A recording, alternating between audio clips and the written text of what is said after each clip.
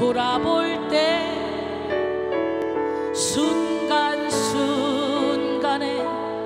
그 모든 일이 죄와 허물 뿐입니다. 주님의 손과 발에 다시 못을 박던 이 죄인, 빌라도의 병사보다 악하고 주한 몸이 주님 앞에 무릎 꿇고 용서를 빕니다.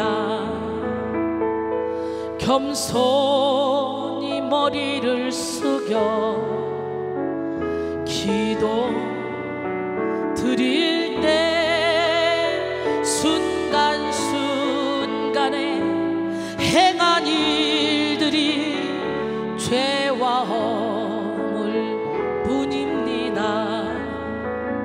주님의 그 허리에 다시 장을 댔던 이 죄인, 빌라도의 군중보다 악하고 주한 몸이 우리 주님 그 앞에서 용서를 빕니다. 두 손을 마주 붙잡고 눈을 감으며 순간순간에 그 모든 일이 죄와 허물 뿐입니다. 주님의 그 옷자락 다시 잡아 찢던 이 죄인, 로마 병정 그보다 더 악하고 주한 몸이 십자가를 바라보며 용서를 빕니다. 그럴 때 빛이 없어도 환하게 다가오시는 주 예수, 나의 당신이여. 음성이 없어도 똑똑히 들려주시는 주 예수, 나의 당신이여. 나는 있어도 당신이 곁에 없으면 나는 언제나 없습니다. 나는 없어도 당신이 곁에 계시면 나는 언제나 있습니다. 당신이 계심으로 나도 있고, 당신의 노래가 머물므로 나는 부를 수 있어요. 주여, 꽃처럼 향기 나는 나의 생활이 아니어도 나는 당신이 좋을 수밖에 없어요. 주 예수, 나의 당신이여. 당신이 계심으로 나도 있고, 당신의 노래가 머물므로 나는 부를 수 있어요. 주여, 꽃처럼 향기 나는 나의 생활이 아니어도 나는 당신이 좋을 수밖에 없어요. 주 예수, 나의 당신이여. 한번 만나볼래요? 빛이 없어도 환하게 다가오시는 그 주님을 주 예수 나의 당신이여 음성이 없어도 똑똑히 들려주시는 주 예수 나의 당신이여 주님 사랑해요.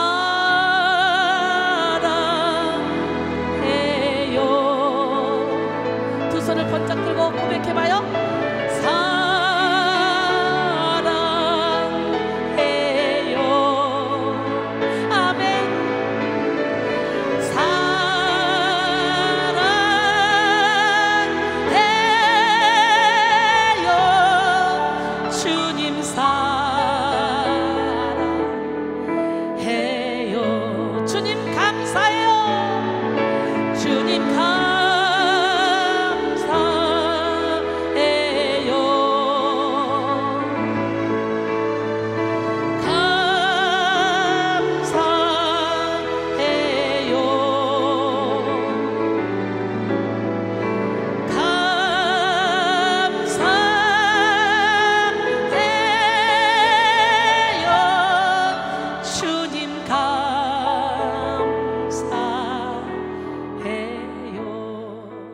마태복음 13장 10절로 17절 말씀 함께 봅니다. 마태복음 13장 10절로 17절 말씀. 제자들이 예수께 나와 이르되 어찌하여 그들에게 비유로 말씀하시나이까? 대답하여 이르시되 천국의 비밀을 아는 것이 너희에게는 허락되었으나 그들에게는 아니 되었나니 무릇 있는 자는 받아 넉넉하게 되되 없는 자는 그 있는 것도 빼앗기리라. 그러므로 내가 그들에게 비유로 말하는 것은 그들이 보아도 보지 못하며 들어도 듣지 못하며 깨닫지 못함이니라. 이사야의 예언이 그들에게 이루어졌으니 일렀으되 너희가 듣기는 들어도 깨닫지 못할 것이요 보기는 보아도 알지 못하리라. 이 백성들의 마음이 완악하여져서 그 귀는 듣기에 둔하고 눈은 감았으니 이는 눈으로 보고 귀로 듣고 마음으로 깨달아 돌이켜 내게 고침을 받을까 두려워함이라 하였느니라. 그러나 너희 눈은 봄으로 너희 귀는 들음으로 복이 있도다. 내가 진실로 너희에게 이르노니 많은 선자와 의인이 너희가 보는 것들을 보고자 해도 보지 못하였고 너희가 듣는 것들을 듣고자 해도 듣지 못하였느니라. 아멘. 오늘은 이 말씀을 가지고요, 영적 전쟁과 사탄의 계략 테마 첫 번째 시간으로 깨달음을 방해하는 사탄의 계략이라는 제목으로 함께 은혜를 나누길 원합니다. 오늘 깨닫는 은혜가 여러분에게 있어지길 원해요. 대부분의 청교도들은 빛이 있는 아침에는 성경을 읽고 빛이 없는 밤에는 기도를 했다고 합니다. 청교도들은 성도의 기도를 방해하는 이 사탄의 전략에 대해서 가르쳤고 그것에 대항하도록 권고하셨습니다. 청교도들은 기도를 방해하는 사탄을 매우 경계했어요. 그 이유는 기도는 하나님과 소통할 수 있는 방법인데 사탄이 그것을 가장 싫어해서 방해한다고 생각했기 때문이죠. 그래서 청교도들은 하루의 일과를 항상 기도로 시작함으로써 경건 생활을 잘 유지하기 위해 매우 노력했습니다. 그들이 이렇게 기도를 우선순위로 둔 것은 기도를 통한 깨달음을 얻기 위함이었어요. 기도 외에는 하나님의 뜻을 깨달을 수 없기 때문에 청교도들은 하루를 기도로 시작하고 기도로 마친 것입니다. 할렐루야. 하루를 기도로 시작하고 기도로 맞추는 우리 이병섭 장로님, 목사님 700개 성전을 세우신다고요. 그럼 제가 690개는 제가 세우겠습니다 막 이러시더라고요. 이야, 놀래봐 시작. 와, 뒤에서 막 일단은 힘을 실어주잖아요. 힘을. 저는 한 분이 690개 세우는 것보다 전 성도가 하나씩 세워서 그 성전을 세워서 그 성전을 통해 은혜 받고 구원받고 그 성전을 통해 병고침 받고 그런 사람들이 많이 나타나면 하늘에서 여러분은 영원토록 상급으로 따먹을 거 아니야? 우리가 일평생 살면서 성전 하나는 짓고 가리라 뭐 이런 마음으로 살아야 되는 거 아니에요? 그래서 여러분 모두가 다 그런 마음으로 살았으면 좋겠고, 저는 열심히 그래서 시간, 물질, 노력을 투자해서 제자 양성에 힘썼잖아요. 그래서 우리 제자들이 많은 분들이 목사님이 되는데 앞으로 계속 제자 양성에 힘써서 능력 있는 주의 종들 많이 탄생시켜서 전국 팔도뿐만 아니라 전 세계 정말 하나님이 기뻐하는 성전을 세워서 물이 바다 덮음 같이 여호와의 영광으로 다 덮는 일에 동참하시기 바랍니다. 그래서는 인권, 영권, 물권을 물붓듯이 달라고 기도해야 되겠죠. 하나님은 어린아이 같고 순수한 자에게 영적인 세계에 눈을 열어주는 거예요. 오늘 본문에 보니까 보지 못하고 듣지 못하고 깨닫지 못하는 사람들 너무 많다 그랬는데, 너희는 봄으로 너희는 들음으로 복이 있다고 제자들에게 말씀하시죠. 여러분 영의 눈이 활짝 열려서 보시고 들으시고 깨닫는 여러분 되기를 소원합니다. 예, 사랑하는 성도 여러분, 우리도 하나님과의 소통을 막는 이 사탄의 계략을 간파함으로써 하나님과 나 사이를 막고 있는 모든 담을 허물고 하나님과 소통하는 삶을 살아야 될 줄 믿습니다. 하나님과 소통할 때 나 자신과 소통할 수 있고, 나 자신과 소통할 때 이웃과도 소통할 수가 있습니다. 마태복음 22장 39절에 둘째도 그와 같으니 내 이웃을 내 자신과 같이 사랑하라 하셨으니, 여러분, 나를 사랑해야 이웃도 사랑할 수 있는 거예요. 내가 나도 사랑하지 못하는데, 내 코가 석자인데 남을 돌볼 시간이 어디 있겠어요? 그러니까 나를 사랑해야 돼. 나만 사랑하는 건 죄지만 이웃을 내 몸처럼 사랑하는 하나님의 명령을 따르기 위해서는 나를 사랑해야 되는 거예요. 할렐루야. 자기 애에 빠지는 건 이건 죄입니다. 그러나 나를 사랑해야 이웃을 사랑할 수 있는 거예요. 하다못해 과실나무도 영양분을 충분히 빨아들인 후에 흘려보내는 거예요. 성도의 신앙생활은요, 그 자체가 영적 전쟁입니다. 우리가 예수를 구주로 영접하고 그리스도인이 되면 인생의 주인이 사탄에서 하나님으로 바뀌고 인생의 소속이 세상에서 천국으로 바뀝니다. 하늘에 속한 자가 되어 성령의 보호와 인도를 받으며 천국을 향하여 전진하는 삶을 살게 되는 거죠. 여러분, 은혜를 받으면 받을수록 우리는 겸손해지고 하나님께만 영광이 돌려지는 거예요. 하나님은 저를 통해 수없이 많은 일들을 행하셨습니다. 오늘 영의 귀가 열리고 영적인 마음이 활짝 열리기 원해요. 왜냐하면 너희는 세상의 빛이라, 너희는 세상의 그리스도의 편지라, 너는 그리스도의 향기라. 우리는 그리스도의 편지처럼, 그리스도의 향기처럼, 세상의 빛처럼, 하나님의 선전물처럼 살아야 돼요. 할렐루야. 그러기 위해서는 철저히 내 자아를 깨부셔야 되는 거예요. 그래야 나를 통해 주님이 일하실 수 있는 거예요. 오늘 이 시간에 그리스도와 함께 십자가에 못 박혀 죽으면 내가 주님과 함께 살게 되는 거예요. 오늘 깨집시다. 부서집시다. 무너집시다.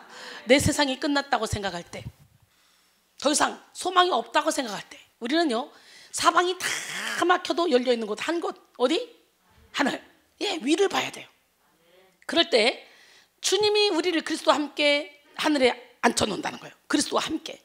예, 감춰놨다가 예수님이 나타나실 그때 너희도 영광 중에 그와 함께 나타난다고 골로새 3장 3절로 4절 말씀하십니다.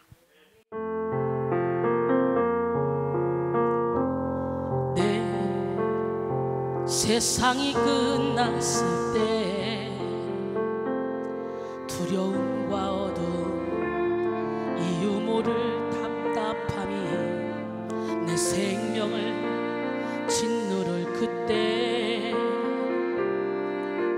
포기하고 싶어질 때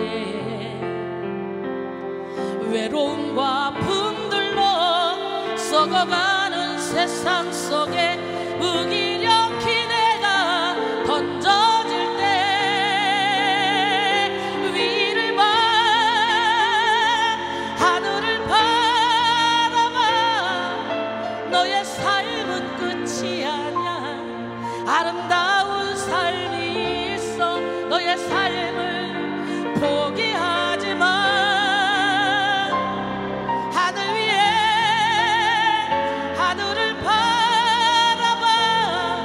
주님께서 함께 하시는 참 의미의 세상을 봐. 너의 눈물 닦으시고 용서하는 예수를 봐. 포기하고 싶어질 때 외로움과 분들로 썩어가는 세상 속에 무기력히 내가 던져질 때 위를 봐, 하늘을 바라봐. 너의 삶은 끝이 아니야. 아름다운 삶이 있어. 너의 삶을 포기하지 마. 하늘 위에 하늘을 바라봐. 주님께서 함께 하시는 참 의미의 세상을 봐. 너의 눈물 닦으시고 용서하는 예수를 봐. 할렐루야. 우리가 그리스도인이 되자마자 악한 마귀는요, 우리의 신앙을 방해하며 우리를 공격해 옵니다. 세상의 공중거세를 찾고 있는 이 사탄 마귀는 여러 가지 미혹과 박해, 환난과 역경을 동원해서 성도의 신앙을 무너뜨리려고 합니다. 가까운 사람을 통해, 대중문화를 통해, 경제와 정치 등을 통해 요즘은요, 게임 중독에 빠지게 해서 다 무너뜨리죠. 여러 가지를 이용해서 성도를 공격해 옵니다. 베드로전서 5장 8절로 9절 근신하라 깨어라 너희 대적 마귀가 우는 사자같이 두루다니며 삼킬 자를 찾나니 너희는 믿음을 굳건하게 하여 그를 대적하라. 이는 세상에 있는 너희 형제들도 동일한 고난을 당하는 줄을 알미라 그랬어요. 지금도 사탄 마귀는요 성도를 실족시키고 하나님의 일을 방해하기 위해서 쉴 새 없이 불화살을 막 쏘아대고 있습니다. 교활한 마귀는 성도 안에 남아있는 죄와 상처를 재료 삼아서 불화살을 만들고 성도의 약점을 타켓으로 삼습니다. 그래서 음란의 불화살로 성결을 떠나 탐욕과 쾌락에 빠지게 만들고 교만의 불화살로 하나님의 말씀을 거슬러 완악한 삶을 살게 만듭니다. 또한 두려움의 불화살로 불안과 염려에 매이게 만들고 분쟁의 불화살로 교회와 가정에 또 내가 소속해 있는 공동체의 분열을 조장하게 만들고 관계를 파괴시키려고 합니다. 의심의 불화살을 쏘아서 낙심과 절망에 빠지게 하고 시기의 불화살로 비교의식에 사로잡힌 채 질투의 망상에 갇히게 만드는 거예요. 오늘 우리는 영적인 눈을 활짝 열어서 사탄이 쏘는 이 불화살의 정체를 알고 제대로 방어해야 됩니다. 여러분은 어떤 불화살을 맞았습니까? 오늘 이 시간에 이 모든 불화살 예수 이름으로 물리치시기 바랍니다. 제가 지금 여기 서서 보는데 우리 남전도회 회장님부터 시작해서요 남전도 애들이 쫙 앉아 계시니까 막 갑자기 막 힘이 불뚝불뚝 나네 내가. 하여튼 남전도회 이번에 아주 그냥 토요일까지 참석하시고 제가 올 때마다 한번 참석하시고 그래서 우리 한번 이왕이면 신앙생활 했으면 우두머리가 돼야 될 거 아니야. 그래서 내가 여기는 왜 싹 다 장로님 세우고 싶냐. 그래서 어저께 내가 여기는 왜 다 멋있고 왜 다 조금만 믿음 들어가면 거장들이냐 다 장로님 세우고 싶냐 어떡하죠? 막 제가 어저께 그렇게 얘기를 했는데 귀하신 어르신들이 오니까 막 힘이 또 나네. 어떡하지? 나 이렇게 힘나면 못 끝나는데 큰일 나네. 진짜 큰일 나네. 여러분 우리 하나님 살아계신데 전신갑주를 입고 사탄의 모든 관계를 능히 대적하는 지혜로운 성도가 되시기를 바랍니다. 에베소 6장 10절 12절까지 보니까 끝으로 너희가 주 안에서와 그 힘의 능력으로 강건해지고 마귀의 관계를 능히 대적하기 위하여 하나님의 전신갑주를 입으라. 우리의 씨름은 혈과 육을 상대하는 것이 아니요 통치자들과 권세들과 이 어둠의 세상 주관자들과 하늘에 있는 악의 영들을 상대함이라 그랬어요. 성도는 마땅히 영적 전쟁의 실상을 명확하게 파악하고 날마다의 영적 전쟁에서 승리해야만 합니다. 영혼을 사탄에게 빼앗기지 않도록 인생의 어느 순간이나 부분도 사탄에게 빼앗기지 않도록 영적 전쟁에서 승리하는 여러분 되기를 원합니다. 우리 하나님은 살아계신데 여러분 사람 배후의 환경 배후의 사건 배후의 역사는 어둠의 영을 상대로 승리하는 지혜로운 성도가 되기를 원합니다. 우리가 살아가고 있는 이 육의 세계는 영적 전쟁의 결론이 반영된 세계입니다. 여러분 빛과 어둠의 싸움에서 이긴 사람은 육의 세계에서도 빛을 발합니다. 진리와 비진리의 싸움에서 승리한 사람은 육의 삶에서도 진리를 적용하고 진리를 실현시킵니다. 사랑과 미움의 싸움에서 이긴 사람은 현실 세계에서 사랑으로 모든 문제를 뛰어넘습니다. 하지만 영적 전쟁에서 실패한 사람은 육의 세계에서도 우울과 절망, 두려움과 염려에 사로잡히고 죄의 지배를 받게 됩니다. 영에 침투한 어둠이 육을 통해 흘러나오고 영에 젖어 있는 절망이 육을 통해 나타나며 영에 묻어 있는 교만이 육을 통해 드러나게 됩니다. 그러므로 우리는 먼저 영적 싸움에서 승리해서 행복한 영혼, 건강한 영혼, 기쁜 영혼, 아름다운 영혼을 소유해야 합니다. 사람은 속에 있는 것이 겉으로 나온다 그랬어요. 마음에 쌓은 선에서 선이 나오고 마음에 쌓은 악에서 악이 나온다 그랬어요. 농사꾼을 살펴보면 농사의 하수는 피와 같은 잡초를 뽑는데 주력합니다. 그런데 중농과 같은 평범한 농사꾼은 좋은 결실을 얻으려고 나락만 가지고 씨름합니다. 근데 진짜 농사의 고수는 땅을 좋게 만드는 데 전력하는 거예요. 땅이 좋지 않으니까 고구마, 감자를 심어도 세상에 고구마, 감자가 나는 그런 고구마, 감자를 보다 처음 봤어요. 다 줄기야. 다 줄기, 고구마 줄기. 고구마라고 캤는데 다 줄기야. 그러다가 참 요만한 거 하나 붙어있고 그러니까 고구마 알맹이가 줄기야. 이렇게 줄기, 약간 통통한 줄기. 먹지도 못하는. 다 버렸잖아 뽑아가지고. 이파리만 신나게 뜯어먹었지. 정말 이파리가 워낙 무성하니까 열심히 고구마순 뜯어먹었어요. 고구마순 열심히 뜯어먹었으니 망정이지 고구마순도 못 뜯어먹었으면 그거 어떨 뻔해서 땅 버리고 힘 버리고 돈 버리고 그치? 모종값 버리고. 그래도 고구마순이라도 열심히 따먹었으니까 그래도 감사했어요 제가. 그래서 고구마 쪄서 간식으로 먹는 것보다 고구마 순 따가지고 반찬에 먹는 거 훨씬 더 실속 있다 제가 그랬어요. 전 실속 파거든요. 고수는 이렇게 땅에, 어디에? 땅에 전심전력을 다하는 거예요.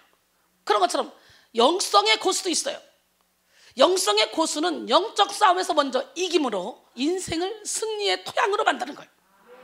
기독교는 먼저 비움의 종교, 은혜와 진리로 채우는 종교, 그리고 어떻게? 나누는 종교. 먼저 비워야 돼. 땅을 만드는 게 비우는 거야. 옥토로 만드는 게 나 자신을 비우는 거야. 내 틀을 비우고 내 생각을 비우고 내 욕심을 버리고. 야, 김선주 우리 전사님을 박만규 우리 집사님이 너무너무 사랑한대요. 뭐라는 줄 알아요? 왜 나는 시간이 가면 갈수록 더 좋아요. 야, 여러분 맨날 설레인데요. 연애할 때만 얼마나 설레입니까? 잠도 못 자지 좋아서. 그런데요, 이 만규 오빠가 그렇다네. 근데 시간이 가면 갈수록 더 그렇다네. 어저께 그러더라고. 막, 야, 부럽대. 우리 신랑 듣고 있어? 우리 신랑 듣고 있냐고? 네. 우리 신랑도 처녀 때나 제가 중간이나 지금이나 변함은 없어요. 변함이 없어요. 항상 제가 이렇게 바쁘다 보면 전화도 한 번도 못 해. 그러면 아침, 점심, 저녁으로 항상 전화해서 밥은 먹었어? 사람들은 많이 와? 이렇게. 그래서 어쩜 전화도 한 번도 안 해? 예, 이런 말도 가끔 하죠. 전화 100통화 중에 99통화는 우리 신랑이 하고 한 통화는 제가 합니다. 전화할 시간도 없어요. 그렇게, 예, 옛날이나 지금이나 똑같이 그렇게 사랑해 주는데, 야, 박만규 집사님은 못 따라올 것 같아. 아주 막 시간이 가면 갈수록 더 이쁘고 더 좋대요. 영적 싸움에서 패배한 채로 쏟는 육의 노력, 육의 지혜, 육의 힘은 사탄에게 이끌려 죄의 산물로 전락하기가 쉽기 때문이에요. 이 시간 여러분 모두가 영적 전쟁에 능한 자가 되어 예수 그리스도의 이름으로 어둠의 영을 물리치고 이 땅에서 주님의 뜻을 이루는 삶을 살아가시기를 소원합니다. 고린도서 10장 3절로 5절, 우리가 육신으로 행하나 육신에 따라 싸우지 아니하노니 우리의 싸우는 무기는 육신에 속한 것이 아니요 오직 어떤 견고한 진도 무너뜨리는 하나님의 능력이라. 모든 이론을 무너뜨리며 하나님 아는 것을 대적하여 높아진 것을 다 무너뜨리고 모든 생각을 사로잡아 그리스도에게 복종하게 하니. 할렐루야. 영적 전쟁에서 승리하기 위해 우리는 우리의 대적 사탄의 정체를 정확히 알고 그의 계략을 간파해야만 합니다. 지피지기면 백전백승이라는 말처럼 대적 사탄을 알고 하나님께 속한 나를 알면 영적 전쟁에서 능히 승리할 수 있습니다. 왜냐하면 이미 내 안에 계신 예수님이 이겨놓으셨기 때문에. 할렐루야. 이를 위해 우리는 먼저 사탄을 정확하게 성경적으로 파악하고 사탄의 영향력에 대해서 과소평가해서도 안 되고 과대평가해서도 안 됩니다. 사탄은 하나님을 대적하여 타락한 천사장이고 귀신은 그를 따르던 천사의 무리입니다. 천사는 본래 세상과 인간의 창조 이전에 하나님의 손에 의해 창조된 존재들입니다. 욥기 38장 6절로 7절, 그것의 주추는 무엇 위에 세웠으며 그 모퉁이 뜰을 누가 놓았느냐. 그때의 새벽 별들이 기뻐 노래하며 하나님의 아들들이 다 기뻐 소리를 질렀느니라. 골로새 1장 16절, 만물이 그에게서 창조되되 하늘과 땅에서 보이는 것들과 보이지 않는 것들과 혹은 왕권들이나 주권들이나 통치자들이나 권세들이나 만물이 다 그로 말미암고 그를 위하여 창조되었고. 할렐루야. 천사는 거룩하게 창조되어진 존재들이고 예수님은 이러한 천사의 존재에 대해서 가르치셨습니다. 마태복음 24장 31절에 그가 큰 나팔 소리와 함께 천사들을 보내리니 그들이 그의 택하신 자들을 하늘 이 끝에서 저 끝까지 사방에서 모으리라. 할렐루야. 마태복음 26장 53절에 너는 내가 내 아버지께 구하여 지금 12군단 더 되는 천사를 보내시게 할 수 없는 줄로 아느냐. 이렇게 주님이 말씀하시죠. 천사는 인격적인 존재로 지음받음으로 인지와 감정, 의지를 가지고 있습니다. 베드로전서 1장 12절에 이 섬긴 바가 자기를 위한 것이 아니요 너희를 위한 것임이 계시로 알게 되었으니 이것은 하늘로부터 보내신 성령을 힘입어 복음을 전하는 자들로 이제 너희에게 알린 것이요 천사들도 살펴보기를 원하는 것이니라 그랬어요. 천사들은 영적 존재로 물질적 육체가 아니라 영으로 존재합니다. 그러나 천사는 무소부재하지 않고 한 번에 한 장소에만 존재할 수 있습니다. 다니엘 10장에 어둠의 권세가 다니엘의 기도를 방해하여 응답을 가지고 온 천사장 미가엘이 즉각적으로 다니엘에게 오지 못하고 21일 만에 도착한 것을 봐서 이런 사실을 알 수가 있죠. 또 영적인 존재로 지음받은 천사는 사람처럼 자손을 낳을 수 없고 죽음을 경험하지 않습니다. 누가복음 20장 35절로 36절, 저 세상과 및 죽은 자 가운데서 부활함을 얻기에 합당히 여김을 받은 자들은 장가가고 시집가는 일이 없으며 그들은 다시 죽을 수도 없나니 이는 천사와 동등이요 부활의 자녀로서 하나님의 자녀입니다. 그랬어요. 천사는 하나님보다 못하지만 상당한 지혜와 권능을 가지고 활동합니다. 천사가 하는 일은 하나님을 찬양하는 일, 그리스도를 섬기는 일, 하나님의 명을 받아 하나님의 통치를 실현하는 일, 하나님의 사람들을 보호하고 예수를 믿는 사람들을 섬기는 일 등등이 있습니다. 천사가 수정되는 거예요. 할렐루야. 천사도 흠모하는 우리의 아름다운 모습, 천사도 흠모합니다. 믿으십니까? 당신의 그 섬김이 하늘에서 해같이 빛나는 역사 일어날 줄 믿습니다. 그 기적의 하나님, 멋쟁이 하나님, 살아계신 하나님은 여러분의 헌신과 수고를 그냥 두지 않아요. 다 갚아주십니다. 함께 찬양합니다.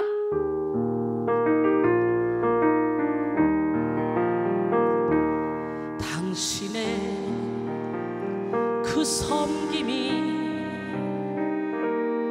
천국에서 해같이 빛나리. 당신의 그 겸손이 천국에서 해같이 빛나리. 당신의 그 믿음이 천국에서 해같이 빛나리. 당신의 그 충성이 천국에서 해같이 빛나리. 주님이 기억하시면 족하리.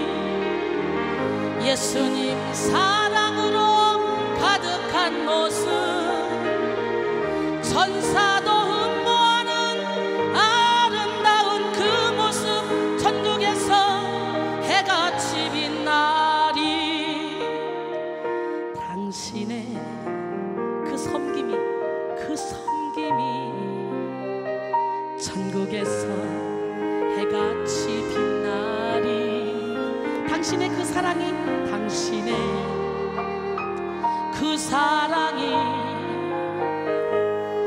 천국에서 해같이 빛나리. 주님이 기억하시면 족하리.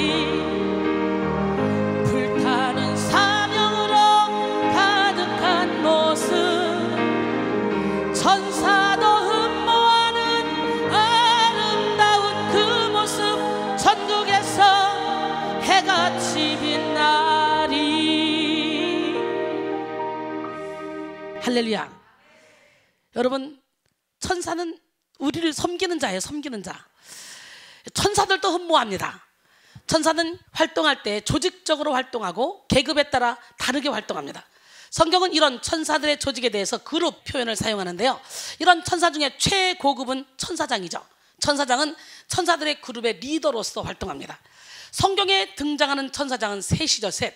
주로 전쟁과 싸움을 담당하는 미가엘이 있고요, 또 사람들에게 뜻을 전하고 깨달음을 돕고 그리고 기쁜 소식을 전하는 가브리엘 천사죠. 그리고 천사장 중에 소고와 비파로 하나님을 찬양하는 일을 관장하며 하나님의 보좌를 지켰던 천사장이 있어요. 그는 하나님이 창조하신 피조물 중에 가장 품위 있고 가장 아름다운 모습으로 창조되었습니다. 또 그는 기름 부음을 받고 모든 길에 완전히 행하던 존재였습니다. 그러나 그의 아름다움은 그를 사탄으로 타락시키는 그런 교만의 원인이 되었어요. 에스겔 28장은 이런 사탄의 육체적 모습과 타락의 원인을 밝히고 있습니다. 에스겔 28장 12절로 17절 보니까 너는 완전한 도장이었고 지혜가 충족하며 온전히 아름다웠도다. 내가 옛적에 하나님의 동산 에덴에 있어서 각종 보석 곧 홍보석과 황보석과 금강석과 황옥과 홍마노와 창옥과 청보석과 남보석과 홍옥과 황금으로 단장하였으며 내가 지음을 받던 날에 너를 위하여 소고와 비파가 준비되었도다. 너는 기름 부음을 받고 지키는 그룹이며 내가 너를 세우매 내가 하나님의 성산에 있어서 불타는 돌들 사이에 왕래하였도다. 내가 지음을 받던 날로부터 내 모든 길에 완전하더니 마침내 내게서 불의가 드러났도다. 내 무역이 많음으로 내 가운데에 강포가 가득하여 내가 범죄하였도다. 너 지키는 그룹아, 그러므로 내가 너를 더럽게 여겨 하나님의 살에서 쫓아냈고 불타는 돌들 사이에서 멸하였도다. 내가 아름다움으로 마음이 교만하였으며 내가 영화로움으로 내 지혜를 더럽혔으며 내가 너를 땅에 던져 왕들 앞에 두어 그들의 구경거리가 되게 하였도다. 찬양하다가 쫓겨난 천사장을 우리는 뭐라고 말하죠? 대체적으로 루시퍼라고 말을 하는데요. 이렇게 사탄은 교만으로 인해 타락한 천사장이며 귀신은 그의 수하에 있던 천사들로서 사단과 함께 타락해서 귀신이 됐어요. 베드로후서 2장 4절에 하나님의 범죄한 천사들을 용서하지 아니하시고 지옥에 던져 어두운 구덩이에 두어 심판 때까지 지키게 하셨다 그랬어요. 유다서 1장 6절에 보면 또 자기 지위를 지키지 아니하고 자기 처소를 떠난 천사들을 큰 날의 심판까지 영원한 결박으로 흑암에 가두셨으며, 지금 우리는 범죄하여 심판받은 사탄과 악한 영들을 상대로 영적 전쟁을 치르고 있습니다.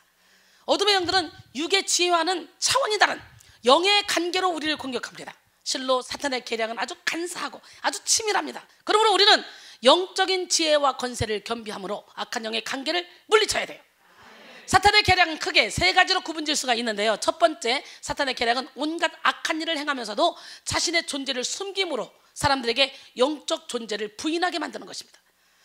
진화론을 비롯한 인본주의의 배후에서 물질 만능주의, 외모 지상주의, 세상 풍조의 배후에서 수많은 범죄와 악의 배후에서 역사하면서도 자신의 존재를 감추는 사탄의 계략에 넘어간 사람들은 영적인 존재를 부인하고 영적인 세계를 믿지 않습니다. 여러분들이 지금 이 말씀을 들을 수 있다는 것 자체가 여러분은 축복입니다. 두 번째, 사탄의 계략은 약점을 공격하는 것입니다. 사탄은 비겁하고 비인격적인 존재이기 때문에 수단과 방법을 가리지 않고 공격합니다. 배고픈 자에게는 먹을 것으로 유혹하고 가난한 자에게는 물질로 미혹하며 사랑에 결핍된 사람들에게는 인정으로 다가갑니다. 사랑에 결핍된 사람들이 신천지에 많이 빠진다 그러잖아요. 너무너무 사랑해 준대요. 그러니까 거기 그냥 푹 빠져가지고 허우적거린다는 거예요. 뿐만 아니라 피곤한 자에게는 기습적으로 공격하고 위태로운 자에게 힘을 다해 가격하여 넘어지게 만듭니다. 하나님의 아들이신 예수 그리스도께서 인간의 몸을 입고 이 땅에 오셔서 40일 주야로 주일이실 때에 광야에 있는 예수님을 찾아가 돌로 떡 만들어 먹어봐 라고 유혹을 했던 것이 이게 바로 사탄이죠. 하나님이신 예수님조차도 유혹했다는 거예요. 그래서 우리는 안심할 수가 없어요. 이렇게 사탄은 간사하고 비겁한 계략으로 하나님께 속한 사람들을 대적합니다. 세 번째, 사탄의 계략은 거짓으로 진리를 방해하는 것입니다. 하나님은 진리를 통해 역사하시고 사탄은 거짓을 통해 역사합니다. 하나님은 진리를 통해 자유를 이루시고 사탄은 거짓을 통해 우리를 속박합니다. 하나님의 영은 묶는 영이 아니라 푸는 영이에요.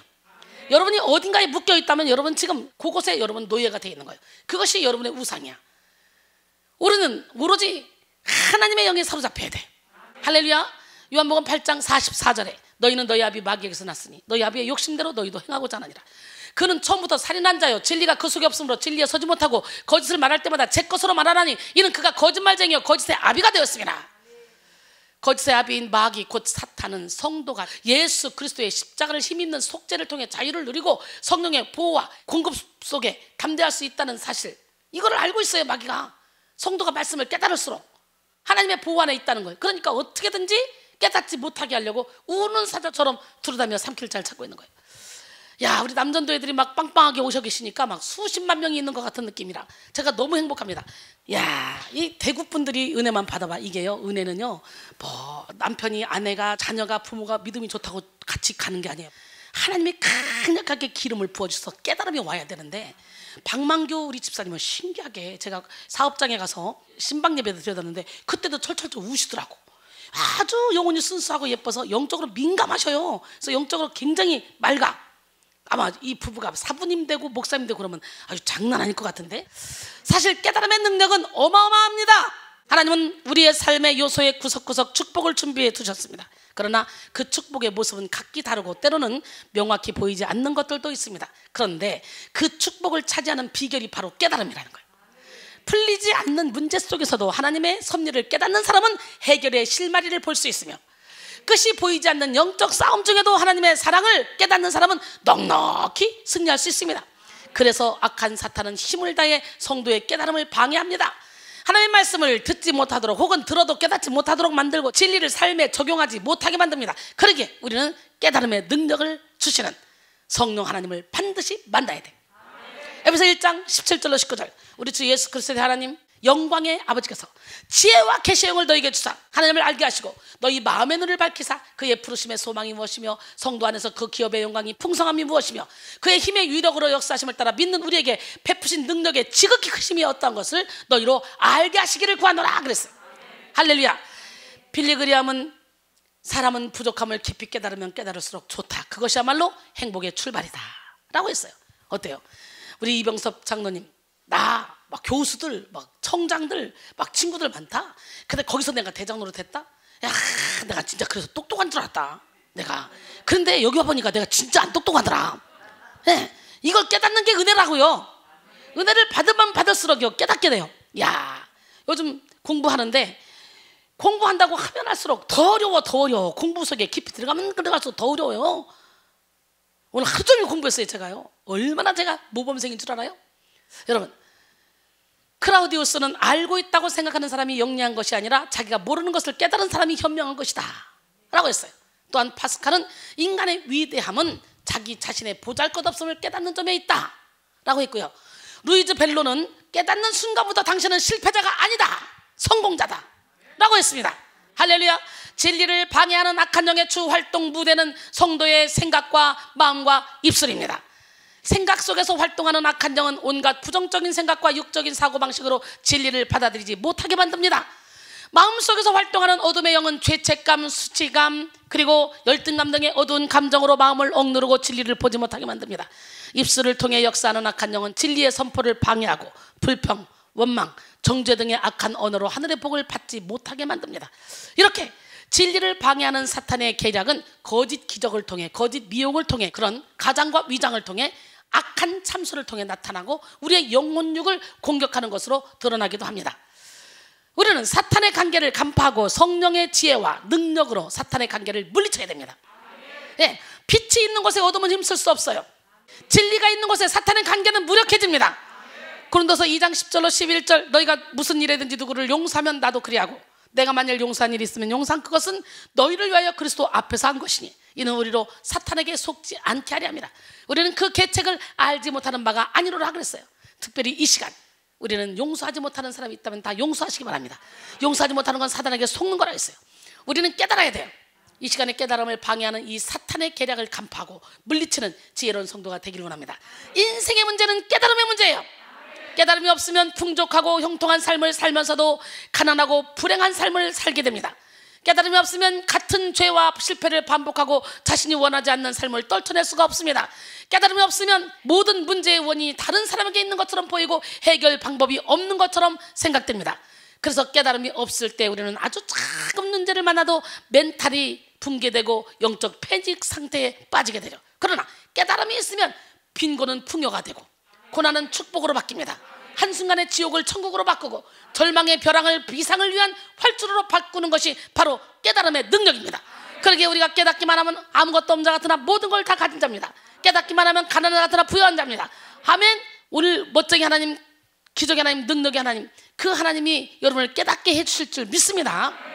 여러분, 깨달음이야말로 우리는 정말 죄를 반복하지 않을 수 있어요. 전에 원수로 보이던 그런 사람이 이제는 깨닫고 나니까 축복의 통로로 여겨지는 거예요. 진정한 깨달음이 임하면 이렇게 절대로 죄를 반복하지 않습니다. 새로운 삶을 살게 됩니다. 참된 깨달음은 자기 영혼을 살리고 다른 사람의 영혼을 살리며 교회를 세우고 이 땅 위에 하나님 나라를 확장시킵니다. 시편 119편 66절로 67절, 내가 주의 계명들을 믿었사오니 좋은 명철과 지식을 내게 가르치소서. 고난 당하기 전에는 내가 그렇게 행하였으나 이제는 주의 말씀을 지키나이다. 그리고 71절에 보니까 고난 당한 것이 내게 유익이라. 이로 말미암아 내가 주의 율례들을 배우게 되었나이다. 할렐루야. 예, 고린도전서 14장 19절로 20절 보니까 그러나 교회에서 내가 남을 가르치기 위하여 깨달은 마음으로 5마디 말을 하는 것이 1만 마디 방언으로 말하는 것보다 나으니라. 형제들아, 지혜에는 아이가 되지 말고 악에는 어린아이가 되라. 지혜는 장성한 사람이 되라 그랬어요. 생명의 삶 독자 에세이 한유진 씨의 글입니다. 우리는 육적으로 필요한 영양소를 음식으로 공급받는다. 우리의 영적 에너지도 마찬가지다. 우리의 삶이 고단하고 주님을 향한 열정이 식을 때, 질병으로 고통을 당해 소망이 사라질 때 하나님은 우리를 버려두시지 않으시고 깨달음이라는 영적 영양소를 공급하시며 은혜를 주신다. 그 보화를 찾는 것은 우리의 몫이다. 세상의 시각이 아닌 하나님의 사랑의 시각으로 주위를 살펴보라. 곧 마음을 변화시키고 감동을 주는 깨달음의 보물 창고를 반드시 발견하게 되리라 그랬어요. 할렐루야. 깨달음은 지각, 이해력, 통찰력 등과 같은 마음의 작용을 말합니다.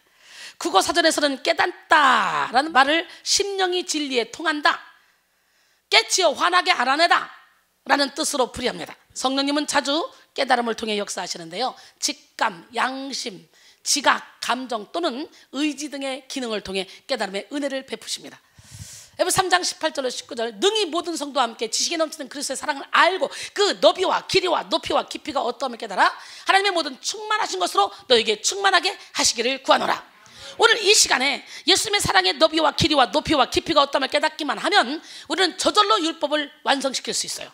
우리 힘으로는 절대로 율법을 완성시킬 수 없습니다. 그러나 예수님의 사랑이 나를 강권하면 나는 저절로 그 율법을 완성시킬 수 있는 거예요. 왜? 내가 하는 것이 아니라 내 안에 주님이 사시기 때문에. 로마서 13장 10절에 보니까 사랑은 이웃에게 악을 행하지 않나니 그러므로 사랑은 율법의 완성이니라. 할렐루야. 그렇기 때문에 고린도전서 15장 55절 56절, 사망아 너희 쏘는 것이 어딨냐? 사망아 너가 쏘는 것이 뭐냐? 사망이 쏘는 것은 죄요, 죄의 권능은 율법이라 했어. 근데 우리는 그 율법을 완성시킨 주님을 주인으로 모시고 주님께 우리의 인생의 운전대를 맡겨드렸으니 사망이 어찌 쏩니까? 여러분, 이 땅의 강건함은 7, 80, 8, 90, 요즘은 뭐 100세 시대 한다 할지라도 영원한 세계에 비하면 이 땅에 사는 이 시간은 눈 한번 깜짝하는 그 시간이에요. 하나님이 이 땅에 살면서 우리를 예수 믿고 구원받게 하고, 그리고 저 영원한 나의 삶의 기름을 준비하라고 우리에게 지금 기회를 준 거예요. 기회를. 그래서 우리 하나님이 함께 하셔서 하나님께서 지혜를 주신 그런 사람은 썩을 것으로 신고 썩지 않을 것으로 다시 살아나고, 약한 것으로 신고 강한 것으로 다시 살아나고, 예, 육의 몸으로 신고 신령한 몸으로 다시 살아나요.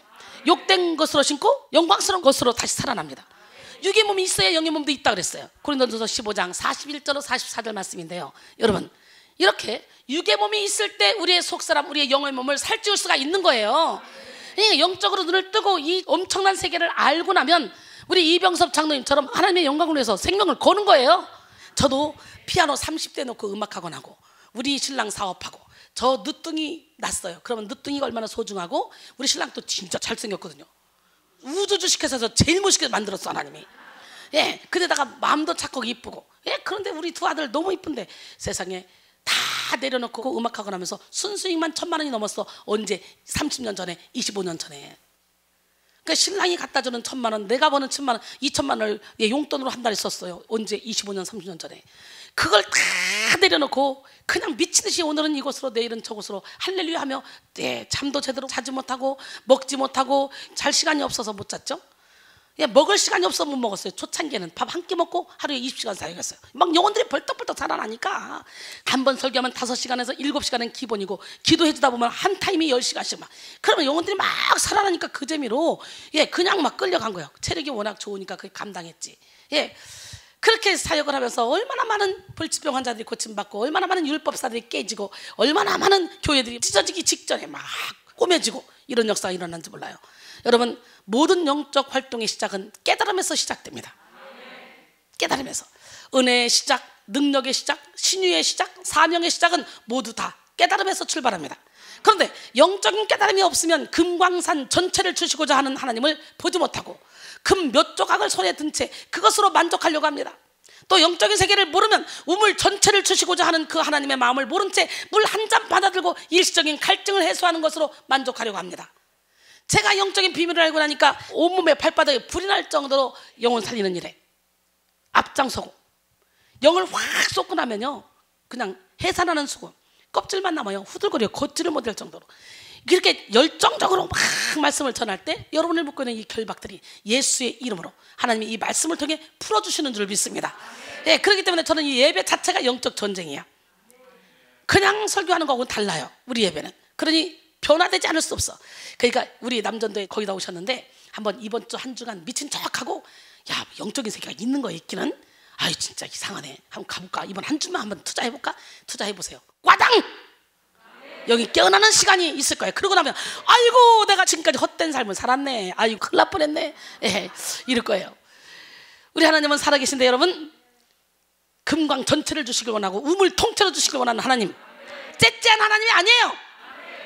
제가 그렇게 돈 잘 벌고 잘 썼지만 지금은 아무것도 없어도 부유한 자야. 모든 걸 가진 자야. 지금 내가 얼마나 부유하게 보입니까? 영적인 비밀을 알고 나면 하나님을 위해서 쓰는 게 조금도 아깝지가 않습니다. 신기하죠? 제가 그렇게 살았거든요. 여러분, 결국 영적으로 무지한 성도는 근본적이고 영속적인 치료의 은혜를 누리지 못해요. 하루 이틀 변화를 경험한 듯 하다가도 이내 이전의 상태로 돌아가고, 조금 좋아진 듯 하다가도 삶에 뿌리 박힌 질병과 악습에 또다시 지배를 당하며 살아가게 되는 것입니다. 사랑하는 성도 여러분, 영적인 은혜는 영적인 진리를 깨닫는 사람이 누리는 것입니다. 모르면 모르는 만큼 누릴 수 없고, 알면 아는 만큼 누릴 수 있는 것이 영적인 세계예요. 그러니까 영적인 세계에 들어가서 막 말을 하면 모르는 사람은 전혀 모르니까 누릴 수 없는 거지만, 아는 사람은 그래, 저런 세계도 있지, 그래, 저분은 저걸 체험했네, 아 나도 저걸 체험하고 싶다. 그럼 하나님 나에게도 그걸 주세요, 보여주세요. 그럼 하나님 주셔요. 구하라 주실 것이요, 찾으라 찾을 것이요, 두드리라 열린다 그랬잖아.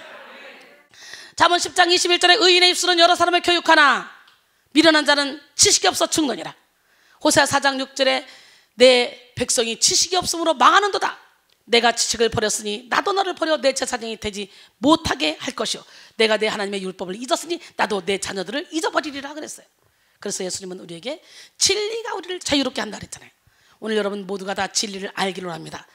진리가 예수님이에요. 진리가 너희를 자유롭게 하리라 그랬어요. 우리는 영적인 세계를 실제적으로 이해하고 영적 지식을 소유해야만 합니다. 죽은 말씀이 아니라 영적인 말씀, 살아 역사하시는 말씀을 듣고 깨달아야 됩니다. 주님 어떻게 할까요? 벌거벗은 이 몸을. 주님 어떻게 할까요? 해서 뜨지 못하는 이 눈을, 듣지 못하는 이 귀를 주님 보고 듣고 깨닫게 도와주세요. 이런 간절한 고백이 여러분의 고백이 되기를 원합니다. 예, 하나님의 말씀을 아무리 많이 들어도 깨닫지 못하면 말씀의 역사를 경험할 수가 없습니다. 그러나 말씀을 듣고 깨달으면 죄가 살아나 죄와 싸우게 되고 죄와의 치열한 투쟁을 통해 존재의 변화가 일어나게 되는 거예요. 할렐루야.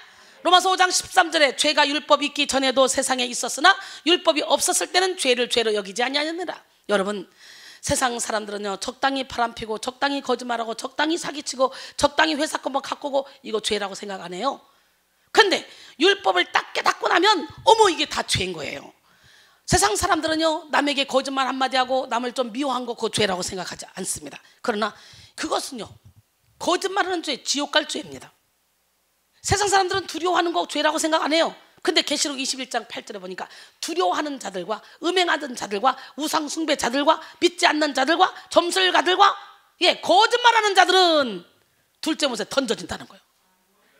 살인자들이나 믿지 않는 자들이나 두려워하는 자나 거짓말하는 자 같이 양쪽에 싸서 그 가운데 흉악범들을 집어넣고 여기 두려워하고 여기 거짓말 이 싸가지고 같이 집어넣는데요.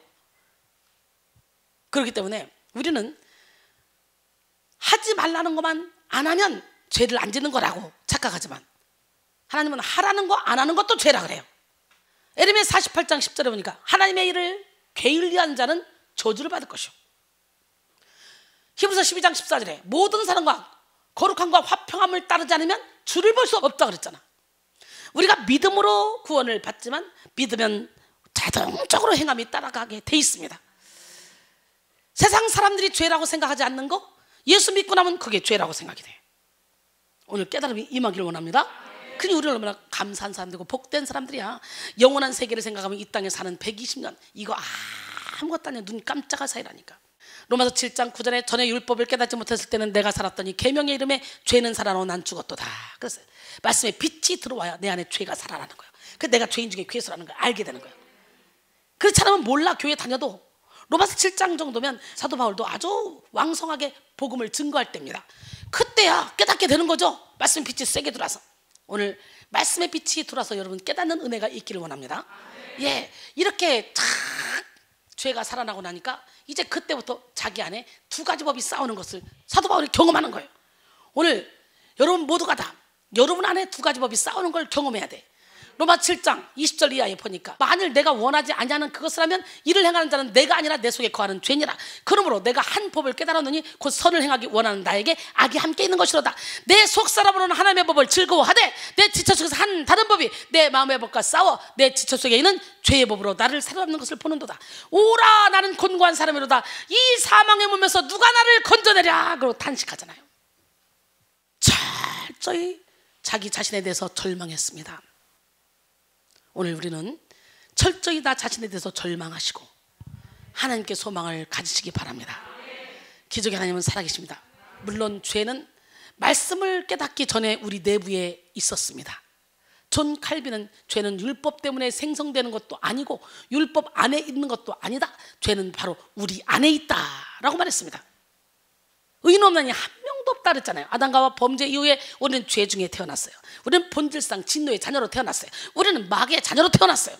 그러니까 죄가 우리 안에 이미 존재하고 있기 때문에 우리는 노력하지 않아도 죄의 열매를 맺는 인생을 살게 되는 거예요. 마가복음 7장 21절로 23절 속에서 곧 사람의 마음에서 나오는 것은 악한 생각, 곧 음란, 도둑질, 살인, 간음, 탐욕, 악독, 속임, 문탕, 질투, 비방, 교만, 우매함, 이 모든 것이 다 사람의 속에서 나와서 사람을 더럽게 한다 그랬어요. 여러분, 배우지 않아도 시기하고 질투하며 애쓰지 않아도 교만하게 행동하고 바라지 않아도 이기적으로 살아가는 것입니다. 그런데 하나님의 말씀을 깨닫기 전에는 그러한 죄를 인식하지 못한다는 거예요. 까만 옷을 입어봐요. 웬만한 더러운 것이 묻어도 툭툭툭 털으면 끝납니다. 그러나 내 영혼이 깨끗해봐요. 작은 먼지만 묻어도 아우 왜 이렇게 더러워, 아우 왜 이렇게 더러워, 털어내게 돼 있어요. 그런 것처럼 말씀에 조명받기 전에는 삶에 깊이 스며든 죄를 자각하지 못하게 됩니다. 하나님의 말씀이 깨달아져야 진리가 우리의 내면을 수술하는 검이 되어 활력 있게 역사하고 내면의 죄가 드러나 제거되는 과정을 거치게 됩니다. 말씀을 영적으로 깨닫지 못하고 지식으로만 받아들일 때는 그 말씀이 교만의 재료가 되지만 말씀을 영적으로 깨달아 소화시키면 그 말씀이 치료의 재료, 신유의 재료, 겸손의 재료, 사랑의 재료가 돼서 우리의 존재를 아예 변화시킵니다. 할렐루야. 히브리서 4장 12절로 13절 하나님의 말씀은 살아있고 활력이 있어 자연할 수 없던 검보다도 예리하여 혼과 영감인 관절과 골수를 찔러 쪼기까지 하며 또 마음의 생각과 뜻을 판단하니 지으신 것이 하나도 그 앞에 나타나지 않음이 없고 우리의 결산을 받으시리에 눈앞에 만물이 벌거벗은 것 같이 드러나느니라 그랬어요. 할렐루야. 인간이 인간다운 삶을 살게 하는 것이 바로 깨달음의 능력이고 어제보다 더 성숙한 삶을 살게 하는 것이 바로 깨달음의 힘입니다. 여러분, 깨달아야만 진짜 하나님이 기뻐하는 능력 있는 삶을 살 수가 있는 거예요. 깨닫는 정도에 따라서 차원이 다른 삶을 살게 되는 거예요. 영적인 세계를 깨달은 사람은 영적인 삶을 살게 되고 사랑의 차원을 깨달은 사람은 사랑의 힘으로 살게 됩니다. 그러나 영적인 세계를 깨닫지 못하는 사람은요, 예배를 드려도 말씀을 들어도 기도를 해도 영으로 비롯되는 힘을 알지 못하고 육체의 소욕만 쫓아갑니다. 사랑을 깨닫지 못하는 사람은 사랑을 받아도 감사하지 못하고 사랑을 나누는 일에도 인색하게 됩니다. 그래서 성경은 존귀한 사람이라 할지라도 깨달음이 없으면 멸망하는 짐승과 같다고 말하잖아요. 시편 49편 20절에 보니까 존귀 하나 깨닫지 못하는 사람은 멸망하는 짐승 같대요. 소는 자기가 빠진 함정에 2번 빠지는 법이 없다고 하는데요, 깨닫지 못하는 사람은 자신에게 해가 되는 행동을 반복적으로 하고 자신에게 유익한 일은 꺼려합니다.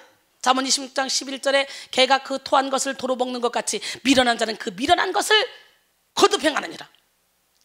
아는 만큼 보인다라는 말을 들어보셨을 겁니다. 실제로 존스 홉킨스 대의 연구진은 아는 만큼 보이는지에 대한 실험을 했는데요, 이 잔스 홉킨스 대 연구진은 아랍어에 능통한 전문가 집단과 생전 한 번도 아랍어를 접한 적이 없는 일반인 집단으로 나눠서 이들로 하여금 휙 지나가는 두 아랍 문자가 똑같은지 다른지 여부를 판단하고 이에 걸리는 시간을 체크했습니다. 결과는 예상대로였습니다. 일반인은 전문가에 비해서 정확도가 떨어졌고 시간도 오래 걸렸어요. 이처럼 하나님에 대해서 깊이 깨닫고 잘 아는 사람은 하나님이 싫어하시는 것에 대해 바로 분별하고 죄로부터 분리된 삶을 선택합니다. 그러므로 깨달음의 수준은 곧 영성의 수준입니다. 고도의 영성을 소유한 사람은 세미하게 들리는 하나님의 음성에도 민감하게 반응하며 하나님의 뜻을 깨닫고 즉시 실행에 옮깁니다. 죄에 속한 자아를 부인하고 예수 그리스도의 성품에 참여한 사람은 성령의 가르침을 받을 수 있는 영적 실력을 갖게 됩니다. 할렐루야. 모든 상황 속에서 하나님의 선하시고 기뻐하시고 온전하신 뜻이 무엇인지 분별하여 하나님이 기뻐하시는 선택을 하고 성령님의 힘을 따라 살아가기 때문에 범사에 넉넉히 이기는 삶을 살게 되는 거죠. 혹시 죄의 충동에 사로잡히거나 죄를 범했을 때는 즉각적으로 들려오는 성령의 책망에 예민하게 반응해서 재빨리 회개하고 죄를 버리는 게 영에 속한 사람이에요. 요한일서 2장 27절에 너희는 주께 받은 바 기름 부음이 너희 안에 거하나니 아무도 너희를 가르칠 필요가 없고 오직 그의 기름 부음이 너희에게 모든 것을 가르치며 또 참되고 거짓 없으니 너희를 가르치신 그대로 주 안에 거하라고 했어요. 그러나 영적으로 둔하고 깨닫지 못하는 사람들은요, 세미한 성령의 음성을 듣기는커녕 사람 막대기와 인생 채찍을 통해 말씀하시는 하나님의 뜻도 깨닫지를 못합니다. 하나님이 사랑하는 자에게 징계해도 왜 하나님은 나만 안 되게 하는 거예요? 왜 나만 힘들게 하는 거야? 징계가 당시에는 즐거워 보이지 않고 슬퍼 보이나 후에 그로 말미암아 연단 받은 자들은 의와 평강의 열매를 맺는다고 히브리서 12장 11절은 말씀하십니다. 할렐루야. 지혜로운 사람은 고난 당하기 전에 말씀을 통해 재빨리 하나님의 뜻을 깨닫지만, 미련한 사람은 우리 하나님의 인생 막대기로 사람 채찍으로 이렇게 때려서 매를 맞아도 소중히 여기던 것을 잃어버린 후에도 깨닫지를 못한다는 거예요. 그러므로 오늘 우리는 무엇보다 우선적으로 깨달음의 은혜를 구해야 됩니다. 어떤 기적이나 은사보다 깨달음이 가장 큰 선물입니다. 깨달음은 인생을 역전시킵니다. 깨달음이 하늘로부터 오는 복을 받게 하고 받은 복을 지속적으로 누리게 합니다. 깨달음을 얻는 시간 되기를 소원합니다. 하늘로부터 오는 복을 받는 기적의 주인공이 되기 위해서 우리는 어떻게 돼요? 영에 속한 사람이 돼야 돼요. 깨달음을 얻는 시간이 되기를 원합니다. 예수님은 오늘 본문을 통해서 깨달음의 복이 최고의 복이라고 말씀하셨어요. 예수님이 이 땅에 오셔서 하신 모든 사역의 목적은 우리에게 진리에 대한 깨달음을 주기 위한 것이었습니다. 예수님은 공생애의 상당 기간을 진리를 가르치는 일에 할애하셨고 주로 비유를 사용하시면서 쉽고 단순하게 가르치셨죠. 복음서에서 예수님이 전해주신 비유로 분류할 수 있는 말씀은 41개나 됩니다. 비유만큼 알아듣기 쉬우면서도 그 의미를 생생하게 전하는 것도 없죠. 1만 달란트와 100데나리온 빚진 자의 비유는 우리가 다른 사람을 용서해야 한다는 사실을 선명하게 만듭니다. 부자와 거지 나사로의 비유는 이 땅에 사는 동안 물질을 선하게 사용하는 것의 중요성을 충분히 각성시킵니다. 돌아온 탕자의 비유는 하나님 아버지의 사랑이 어떠하심을 매우 실감나게 그리고 있습니다. 이런 예수님의 가르침은 당시 서기관이나 랍비들과는 전혀 다른 교육 방식이었죠. 예수님의 가르침이 그들보다 더 권위가 있었던 이유 중 하나는 그 가르침이 쉬웠기 때문일 것입니다. 예수님은 삶에서 발견할 수 있는 소재들을 가지고 하늘나라에 대해 쉽게 설명해 주셨습니다. 오늘 예수님은 비유를 통해 쉽게 가르쳐 주셨는데요, 바닷가에 앉으신 예수님은 큰 무리가 모여드는 것을 보시고 배에 올라타셔서 씨 뿌리는 자의 비유를 말씀하셨어요. 오늘 본문 바로 직전입니다.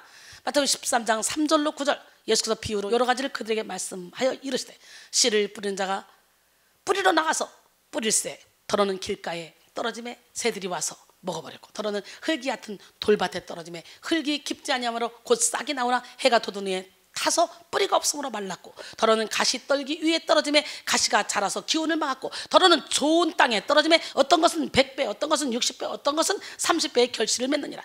귀 있는 자들은 들으라 하시니라. 예수님 당시에 팔레스틴 지역에서는 파종법이 우리와 달랐어요. 예수님이 계시던 그 당시에 우리는 땅을 갈아엎고 평평하게 고른 후에 씨를 뿌리든지 아니면 따로 모판에서 키운 어린 싹을 밭에 심잖아요. 모종하잖아. 그러나 팔레스틴 지역에서는 먼저 씨를 다 뿌린대요. 아무데나 그냥. 그리고 갈아엎은대요, 밭을.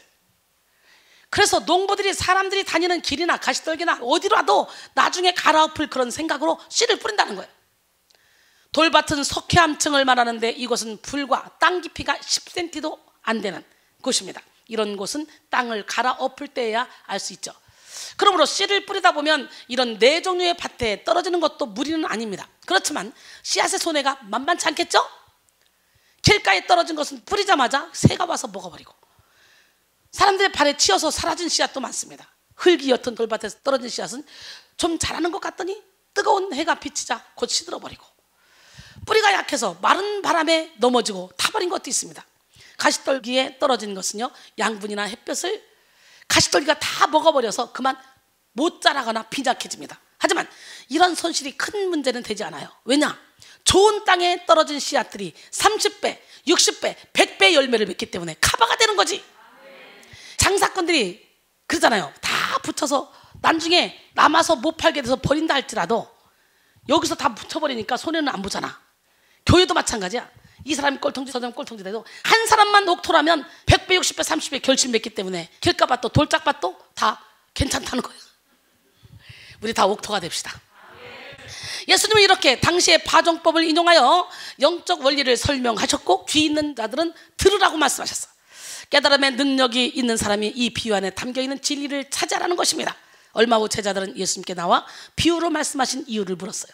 오늘 본문 10절로 12절, 제자들이 예수께 나와 이르되 어찌하여 그들에게 비유로 말씀하시나이까? 대답하여 이르시되 천국의 비밀을 아는 것이 너희에게는 허락되었으나 그들에게는 아니 되었나니 무릇 있는 자는 받아 넉넉하게 되고 없는 자는 그 있는 것도 빼앗기리라. 예수님은 말씀을 듣는 군중들에게 천국의 비밀을 허락하지 않으려고 비유로 말씀하셨다고 말씀하시죠? 그리고 진리를 깨닫는 사람은 다 넉넉하게 깨닫게 되지만 깨닫지 못하는 사람은 가지고 있는 것도 빼앗기게 된다는 뜻의 말씀을 이어서 하셨어요. 이것은 천국의 복음을 숨기는 것이 완악한 마음에 대한 심판이라는 것을 알게 하는 거예요.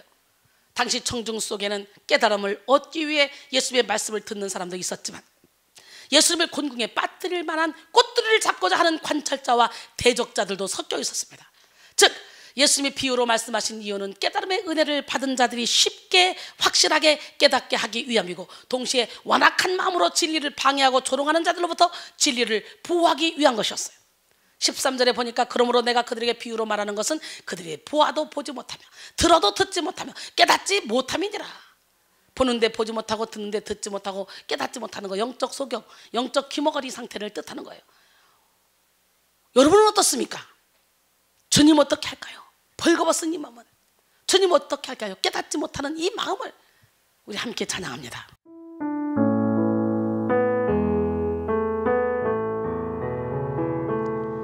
주님 어떻게 할까요? 벌거벗은 이 몸 주님 어떻게 할까요? 뜨지 못하는 눈 나는 주님만 의지할래요.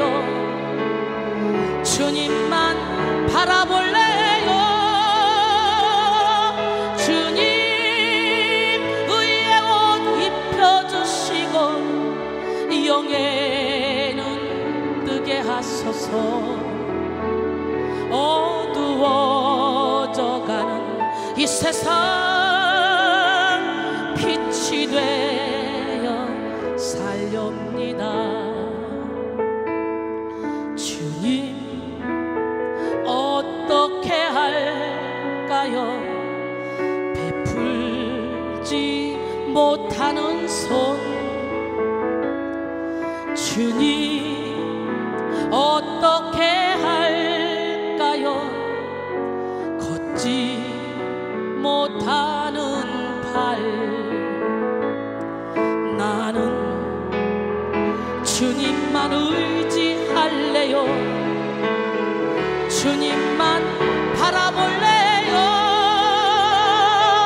주님 주 사랑 베풀게 하시고 생명길 걷게 하소서. 썩어져가는 이 세상 소금 되어 살렵니다. 주님 어떻게 할까요? 듣지 못하는 귀 주님 어떻게 할까요? 말하지 못하는 이 나는 주님만 의지할래요. 주님만 바라볼래요. 주님 주 말씀 듣게 하시고 진리를 말하게 하소서. 진리가 메마른 이 세상 주의 복음 전하렵니다. 어두워져가는 이 세상 빛이 되어 살렵니다. 썩어져가는 이 세상 소금 되어 살렵니다. 그렇게 되기를 원합니다. 웬 은혜인지 웬 사랑인지 세상의 모든 것들이 배설물로 여겨지고 오로지 하나님을 찬양하고 영혼을 살리는 그 일이 제 인생의 가장 큰 기쁨이며 행복이 되어버렸어요. 여러분, 이것을 깨닫는 것이 은혜입니다. 마음이 완악하여 진리를 거부하는 사람들은 영적인 감각을 잃어버려서 하나님의 말씀을 보거나 들을 수 없습니다. 그들 안에 있는 반역의 죄성이 고의적으로 하나님의 말씀을 무시하게 만들기 때문이죠. 에스겔 12장 2절에 인자야 내가 반역하는 족속 중에 거주하는도다. 그들은 볼 눈이 있어도 보지 아니하고 들을 귀가 있어도 듣지 아니하나니 그들은 반역하는 족속임이라 그랬어요. 마가복음에서는 말씀을 들어도 깨닫지 못하는 것이 외인을 향한 심판이라는 것을 좀 더 직접적으로 드러내고 있네요. 마가복음 4장 10절로 12절 예수께서 홀로 계실 때 함께한 사람들이 12 제자와 더불어 그 비유들에 대하여 물으니 이르시되 하나님 나라의 비밀을 너희에게는 주었으나 외인에게는 모든 것을 비유로 하나니 이는 그들로 보기는 보아도 알지 못하며 듣기는 들어도 깨닫지 못하게 하여 돌이켜 죄사함을 얻지 못하게 하려 함이라 그랬어요. 여러분, 이사야 선지자가 그 말씀을 먼저 한 거예요. 이것이 이루어졌다 그러죠. 이사야 선지자는 주전 740년부터 690년까지 예루살렘을 중심으로 활동했던 선지자입니다. 이사야는 주로 남왕국 유다가 죄악으로 말미암아 심판을 받을 것이라는 사실을 예언했습니다. 그리고 동시에 여호와의 종을 통하여 남왕국 유다가 구원을 받게 된다는 사실도 예언했어요. 심판도 예언하고 회복도 예언한 것입니다. 이사야 선지자가 하나님의 심판을 예언한 주된 이유는 예배의 실패에 있었습니다. 당시 유다 백성들은 무수한 재물을 아낌없이 바치면서 예배했습니다. 수양과 번제와 살찐 짐승의 기름으로 화려하게 예배했습니다. 또 유월절, 오순절, 장막절 등의 절기를 잘 지키고 월삭과 안식일도 빠짐없이 지키면서 정확하게 예배했습니다. 오늘날로 치자면 엄청난 예물을 드리면서 모든 예배에 빠지지 않고 참석하는 것과 같습니다. 그 얘기가 이사야 1장 12절로 14절까지 나옵니다. 그런데 엄청난 제물을 바치면서 수많은 예배를 드렸던 유다 백성들의 예배가 싫다는 거예요.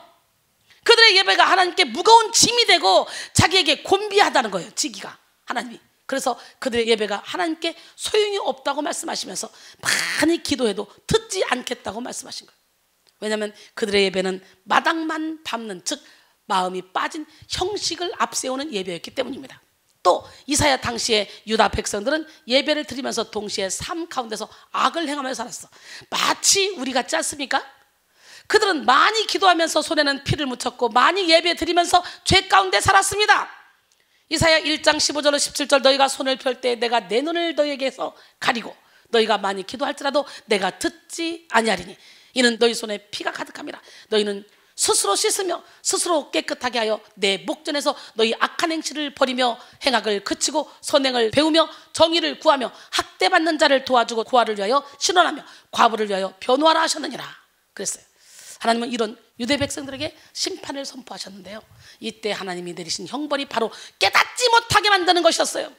오늘 여러분 오랫동안 신앙생활에도 영적으로 아무것도 모르면 왜 이렇게 광신자야, 뭐 360일 매일 예배를 드려, 썬데이 크리스찬도 얼마든지 잘 샀는데 이런데요, 영적인 세계 알고 나면 매일 360일 예배를 드려도 죽지 못하는 나를 알게 돼. 얼마나 찔긴지 내 틀이 내 이론이. 그래서 지식적으로도 내가 배우면 배울수록 내가 너무 모르는구나, 너무 몰라. 그래서 박사들이 더 열심히 배우고 박사들이 열등감이 더 많다 그러잖아요.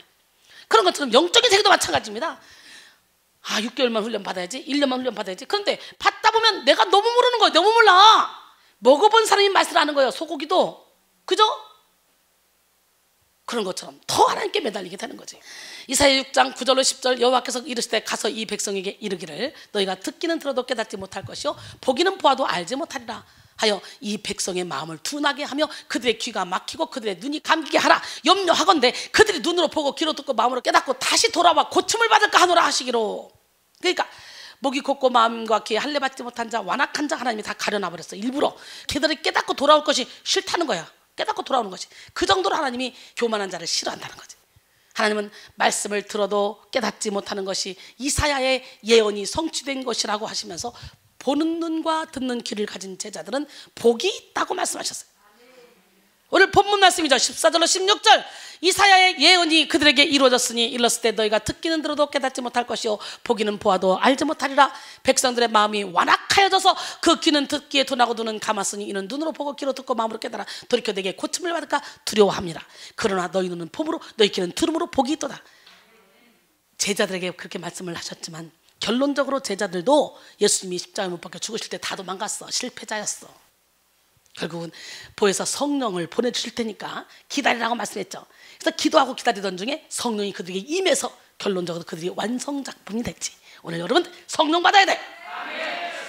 그런데 하나님이 내리신 깨닫지 못하게 하는 형벌에는 깨닫기만 하면 용서해 주시겠다는 하나님의 사랑이 포함되어 있다는 거죠. 즉 하나님의 본심은 깨달음을 방해하는 악을 버리고 깨닫고 돌아와서 고침을 받으라는 거예요. 디모데전서 2장 4절에 보니까 하나님은요 모든 사람이 구원에 이르기를 원한다는 거예요. 할렐루야. 그러므로 우리는 죄와 상처를 통해 깨달음을 방해하는 사탄의 계략을 물리치고 깨달음의 복을 받아야 될 줄로 믿습니다. 빌리 선데이라고 불리는 사람은요 그렇게 깨닫게 하기 위해서 애썼지만 깨닫지 않았어요. 이 사람은 유명한 야구 선수였는데요, 술에 빠져 하나님과는 거리가 먼 방탕한 삶을 살았습니다. 근데요 여전히 술 취한 채 시카고 거리를 거니다가 그의 귓전에서 정신이 번쩍 드는 그런 찬양 소리를 듣게 됩니다. 나의 방황하는 아들은 오늘 밤 어디에 있는가? 이런 가사예요. 그 찬양은 그의 어머니가 즐겨 부르시던 찬양이었어. 그 찬양을 듣는 순간 그는 고꾸라졌고 퍼시픽 가든 미션에서 23살 되던 해에 구원을 받게 됐어.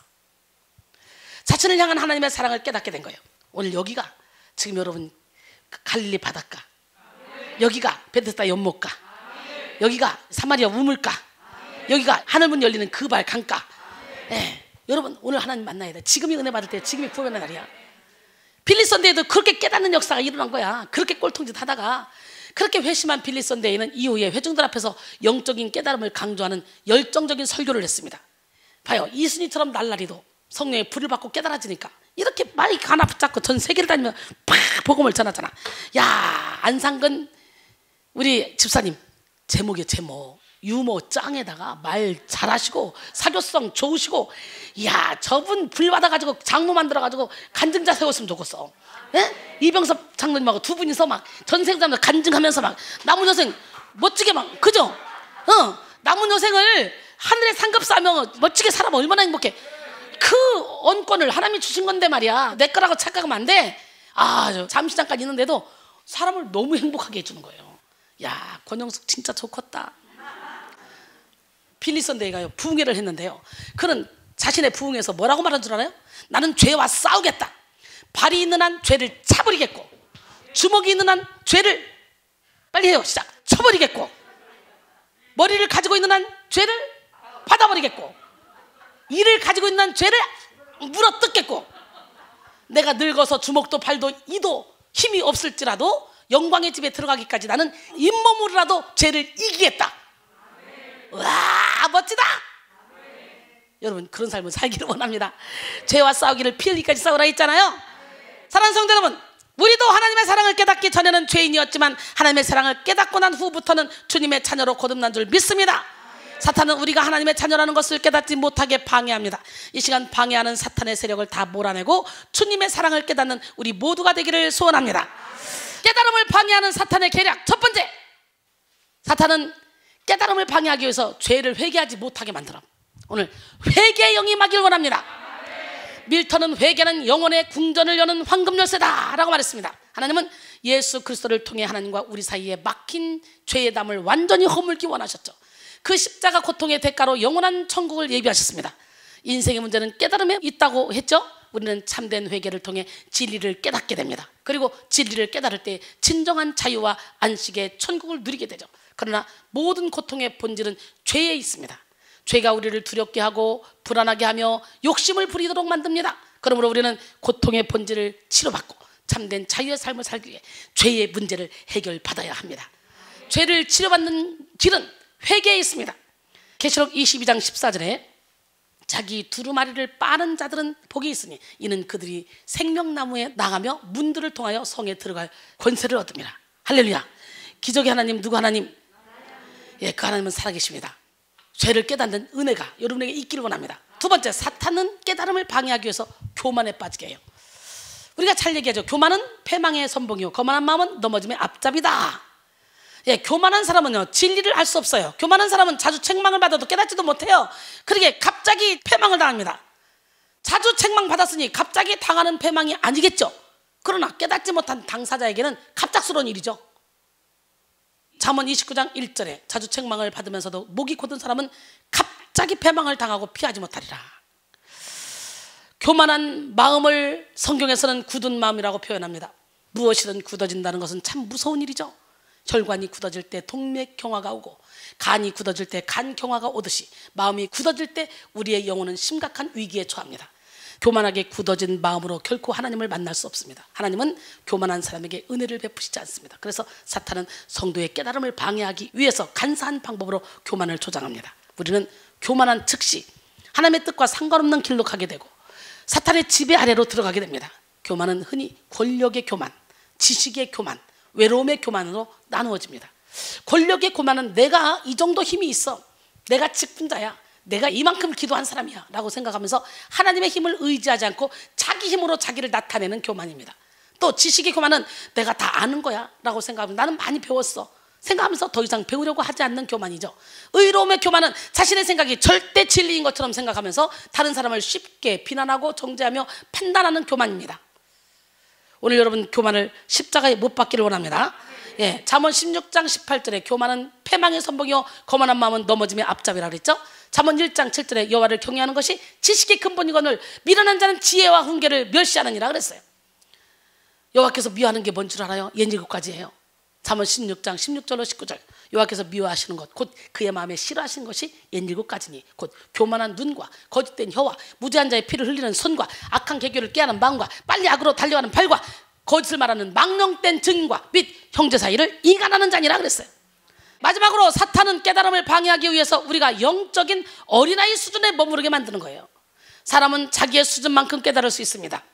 초등학생은 초등학생 수준만큼 깨닫고 고등학생은 고등학생 수준만큼 깨닫고 대학생 수준만큼 깨닫고 박사는 박사 수준만큼 깨닫습니다.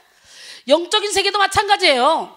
깨달음은 영적 성숙도에 비례합니다. 그렇기 때문에 사탄은 성도의 깨달음을 방해하기 위해서 성도가 영적인 어린아이에 머물게 만들죠. 어린아이의 대표적인 특징 중 하나는 변덕이 심한 것이잖아요. 아이는 순간적인 충동에 의해서 감정이 좌우되고 스스로를 통제할 힘도 부족하죠. 그 순간 자기가 원하는 것은 무조건 때를 써서라도 얻고자 합니다. 또한 어린아이는 쉽게 잘 속는다는 특징이 있어요. 아이들은 아는 것이 별로 없어서 분별력이 부족하기 때문에 쉽게 남의 말을 듣고 믿습니다. 영적 어린아이도 마찬가지예요. 또한 사탄은 우리에게 편한 것, 달콤한 것, 쉬운 것만 찾게 하고 자기 잘못을 고치거나 새로운 진리를 배우는 것을 싫어하게 만듭니다. 또 모든 영적인 일에 의욕을 상실하게 하고 이기적인 목적으로 세상을 쫓게 하여 영적인 어린아이에 머무르게 만듭니다. 그러나 우리는 어린아이의 일을 버리고 장성한 분량의 믿음을 가져야 돼요. 에베소 4장 13절로 14절 우리가 다 하나님의 아들을 믿는 것과 아는 일에 하나가 되어 온전한 사람을 이루어 그리스도의 장성한 분량이 충만한 데까지 이르리니 이는 우리가 이제부터 어린아이가 되지 아니하여 사람의 속임수와 간사한 유혹에 빠져 온갖 교훈의 풍조에 밀려 요동하지 않게 하려 함이라. 할렐루야. 고린도전서 13장 11절에 내가 어렸을 때는 말하는 것이 어린아이와 같고 깨닫는 것이 어린아이와 같고 생각하는 것이 어린아이와 같다가 장성한 사람이 되어서는 어린아이의 일을 버렸노라 그랬어요. 오늘 이 시간에 기적의 하나님, 능력의 하나님, 그 살아계신 하나님을 온몸으로 체험하기를 원합니다. 오늘 우리는 깨달음을 방해하기 위해서 회개를 방해하고 교만을 조장하며 영적 어린아이에 머무르게 하는 이 사탄의 계략을 물리쳐야 돼요. 할렐루야. 본문 11절에서 예수님이 말씀하신 천국의 비밀에서 비밀은 헬라어로 미스테리온인데요, 하나님의 뜻을 의미합니다. 이런 하나님의 비밀은 때때로 은밀한 말로 전달되어 선택받은 자만이 알 수 있는 것이며 항상 종말론적 사건에 관계되어 있습니다. 천국의 비밀의 결정체는 예수 그리스도로 드러납니다. 할렐루야. 골로새 2장 2절로 3절 이는 그들로 마음의 위안을 받고 사랑 안에서 연합하여 확실한 이해의 모든 풍성함과 하나님의 비밀인 그리스도를 깨닫게 하려 함이니 그 안엔 지혜와 지식의 모든 보화가 감춰져 있느니라. 오늘 이걸 다 받아야 돼. 예수 그리스도 안에는 우리의 과거, 현재, 미래에 필요한 모든 것이 있고 모든 영적 전쟁에서 승리하게 하는 능력이 있습니다. 예수 그리스도는 그 자체가 천국입니다. 그러기에 우리는 예수를 알수록 능력을 누리고 예수를 알수록 천국을 경험하며 예수를 발견할수록 고차원적인 기쁨을 누릴 수 있습니다. C.S. 루이스는요, 저는 태양이 떠오른 것을 믿듯이 예수님을 믿습니다. 그것을 보기 때문이 아니라 그것에 의해 다른 모든 것을 보기 때문입니다 라고 말했습니다. 깨달음의 은혜를 받은 사도 바울은 모든 것을 배설물로 여기고 오직 그리스도를 구한다고 했죠. 저 역시 은혜 받고 난 이 세상 모든 것이 다 배설물로 여겨지더라고요. 그럴 때 진리 안에 자유를 누릴 수 있는 줄로 믿습니다. 할렐루야. 이 시간 성령의 인도를 받음으로 부드러운 마음, 새 마음으로 변화되기를 바랍니다. 에스겔 36장 25절로 28절. 맑은 물을 너희에게 뿌려서 너희로 정결하게 하되 곧 너희 모든 더러운 곳에서와 모든 우상 숭배에서 너희를 정결하게 할 것이며 또 새 영을 너희 속에 두고 새 마음을 너희에게 주되 너희 육신에서 굳은 마음을 제거하고 부드러운 마음을 줄 것이며 또 내 영을 너희 속에 두어 너희로 내 율례를 행하게 하리니 너희가 내 규례를 지켜 행할지라. 내가 너희 조상들에게 준 땅에서 너희가 거주하면서 내 백성이 되고 나는 너희 하나님이 되리라. 할렐루야. 결론적으로 사랑하는 성도 여러분, 영적 전쟁과 사탄의 계략 첫 번째 시간, 깨달음을 방해하는 사탄의 계략이라는 제목으로 함께 은혜를 나눴습니다. 이 시간 우리도 천국의 비밀을 깨닫는 복을 받아서 예수 그리스도를 알아서 모든 것을 알고 깨달음의 은혜를 누리는 삶을 살기를 소원합니다. 오늘 우리는 영적 전쟁에서 승리하기 위해 사탄의 계략을 간파해야 하는데요, 특별히 회개를 방해하고 교만을 조장하며 성장을 가로막는 깨달음을 방해하는 이 사탄의 계략을 바로 알고 물리쳐야 된다 그랬어요. 또 깨달음은 현생과 내생을 위한 최고의 복입니다. 깨달음의 은혜가 있을 때 낙심과 절망의 인생이 한순간에 승리와 소망의 인생으로 변화되고 불평할 수밖에 없었던 환경이 감사할 수밖에 없는 환경으로 변화됩니다. 그래서 예수님은 진리를 보는 눈과 듣는 귀를 가진 사람을 향해 복이 있다고 말씀하셨어요. 깨닫지 못하는 것은 그 자체가 교만한 마음과 악한 행동에 대한 심판입니다. 하나님은 우리가 어떤 악한 죄를 지었든지 깨닫고 돌아와 고침 받기를 원하십니다. 이 시간 여러분 모두가 깨달음을 방해하는 이 사탄의 계략을 물리치고 깨달음의 복을 얻어서 인생의 역전을 경험하시고 하나님의 뜻을 이루어드리는 그런 값진 인생을 사시기를 주님의 이름으로 축원합니다. 할렐루야. 고요히 주님 앞에 와 내 모습 돌아볼 때 우리 함께 찬양하며 하나님 회개의 영을 주시옵소서, 하나님 깨달음의 복을 주시옵소서. 이 고백이 여러분의 고백이 되길 원합니다.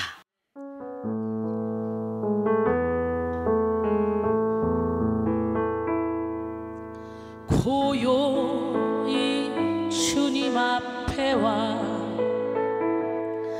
내 모습 돌아볼 때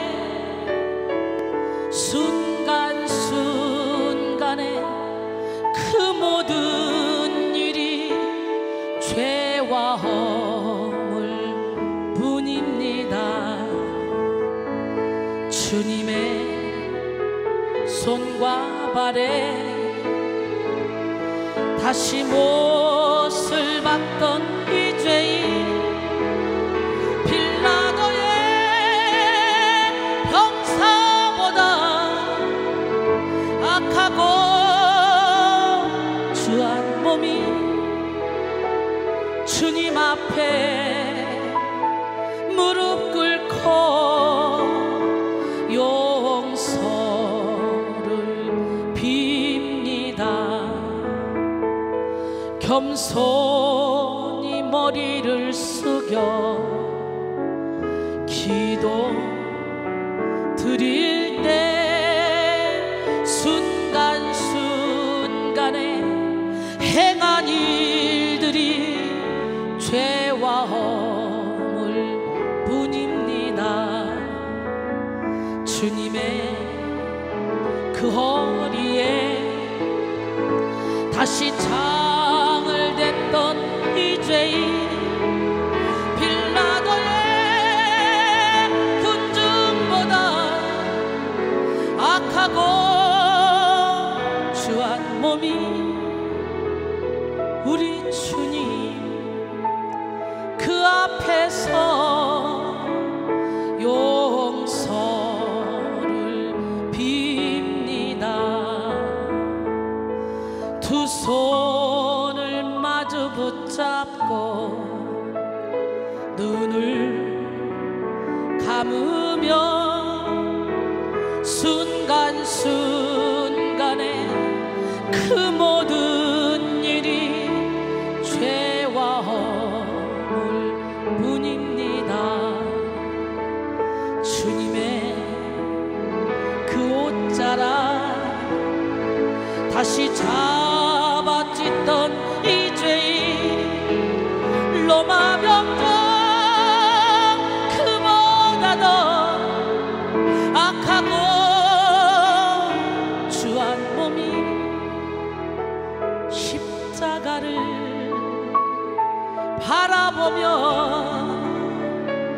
용서를 빕니다.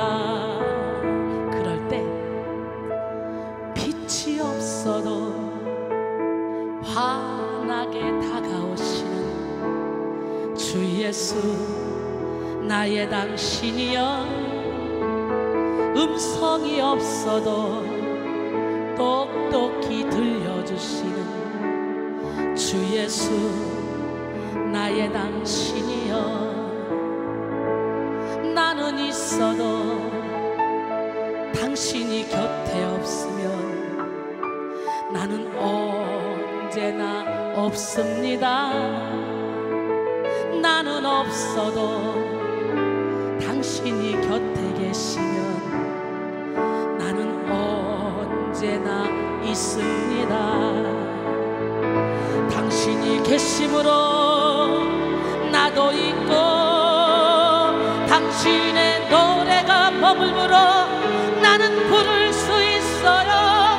주여, 꽃처럼 향기 나는 나의 생활이 아니어도 나는 당신이 좋을 수밖에 없어요. 주 예수, 나의 당신이여. 당신이 계심으로 나도 있고, 당신의 노래가 머물므로 나는 부를 수 있어요.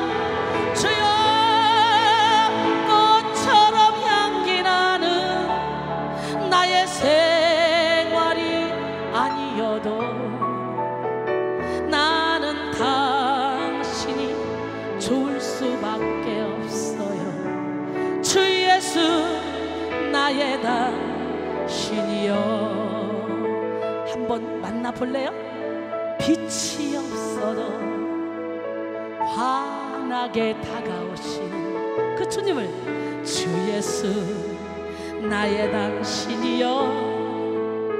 음성이 없어도 똑똑히 들려주시는 주 예수, 나의 당신이여. 주님 사랑해요.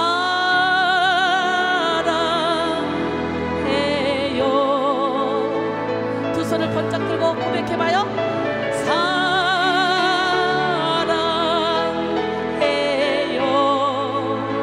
아멘.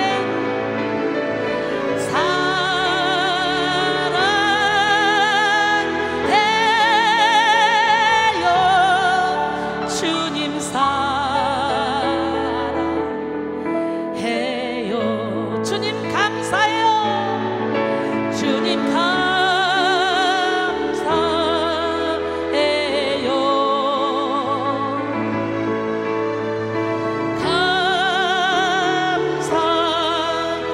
감사해요.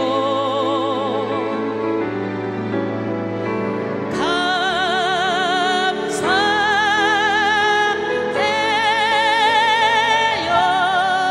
주님 감사해요.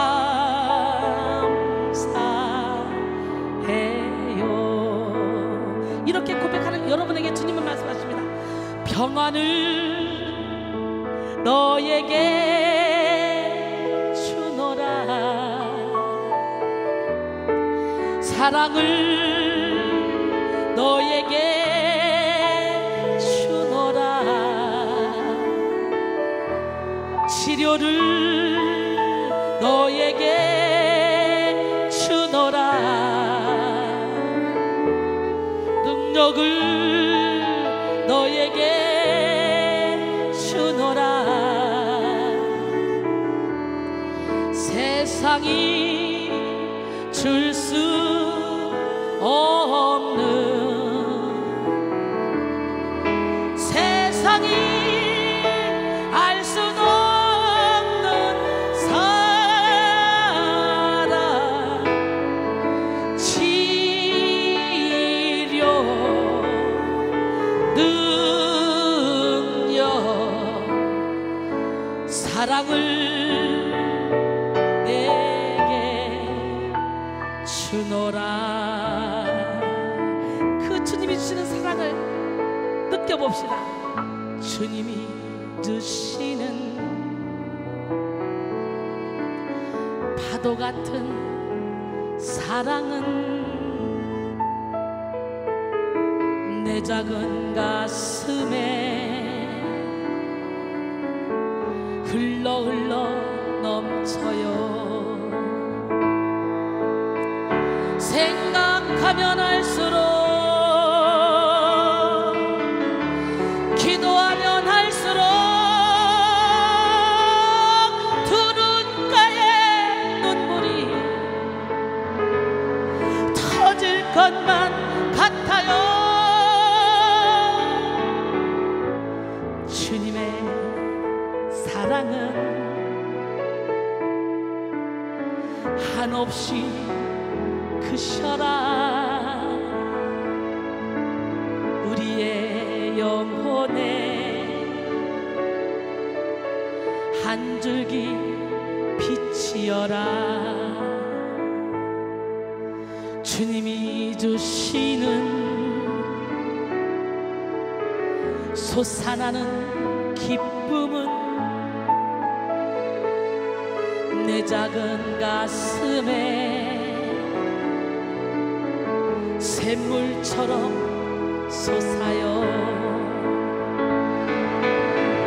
생각하면 할수록, 기도하면 할수록